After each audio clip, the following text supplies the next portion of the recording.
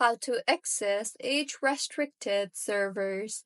Hello everyone, I am Bishaka and welcome to our channel. Now let's get right into the tutorial. Firstly, go ahead and open your preferred browser as this cannot be done from the app version of Discord.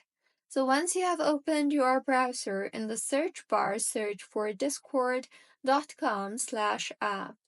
Further, go ahead and sign yourself in, and once signed in, tap on the three lines on the top left of your screen and further tap on the settings icon or the gear-like icon from the bottom right of your screen. Now, under the user settings tab, you will see the content and social option. Tap on that. In the interface that you will then be led to, scroll down and you will see the Allow Access to Age-Restricted Servers on iOS option.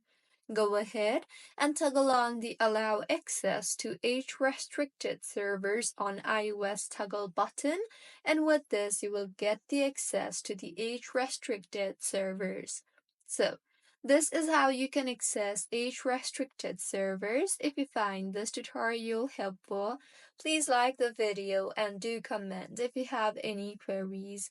Also, do subscribe to our channel for more helpful tutorials like this. See you on the next one.